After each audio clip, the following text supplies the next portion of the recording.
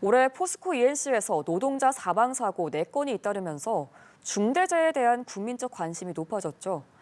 하지만 3년 전 중대재해처벌법이 제정됐음에도 제 역할을 하지 못하고 있는 것 아니냐는 지적도 계속되어 왔는데요. 정부가 건설 면허 취소 등 산업재해와의 전쟁을 예고한 가운데 이 중처법의 허점을 메울 수 있을지 주목됩니다. 김태욱 기자의 보도입니다. 올해 포스코 ENC 공사 현장에서는 추락과 끼임 등 노동자 사망 사고 4건이 잇따라 발생했습니다. 네 번째 사고 다음 날 포스코 ENC는 재발 방지를 약속하며 고개를 숙였습니다. 또다시 이러한 비극이 발생한 일이 없도록 사직생의 각오와 회사의 명운을 걸고 안전체계의 전환을 이뤄내겠습니다. 하지만 경기 광명 고속도로 공사 현장에서 30대 미얀마 국적 노동자가 감전돼 중태에 빠지는 사고가 사과 엿새 만에 다시 발생했습니다.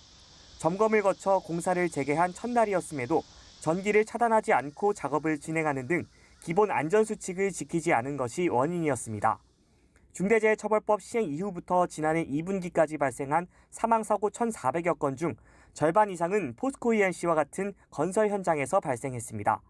이재명 대통령은 김영훈 노동부 장관에게 산재 근절에 직을 걸라고 말한 가운데 김 장관은 20개 건설사 CEO들을 소집했습니다.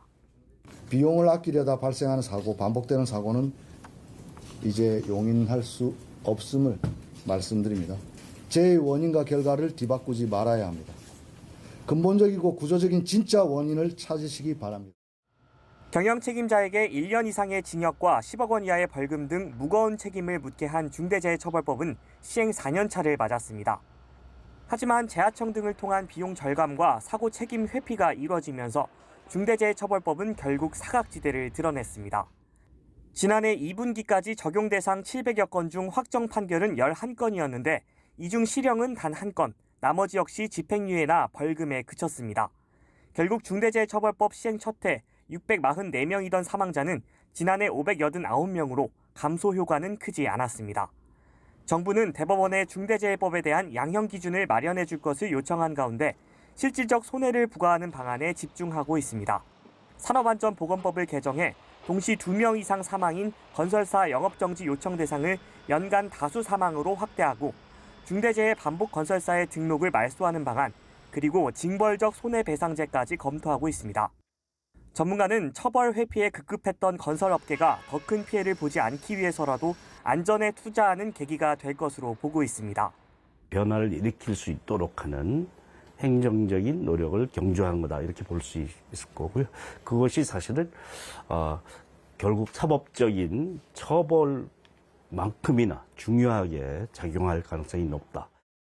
정부는 또 내년부터 중대재해가 발생한 사업장의 이름과 업종, 규모 등이 담긴 재해조사 의견서를 국민에게 공개하는 방안도 추진합니다.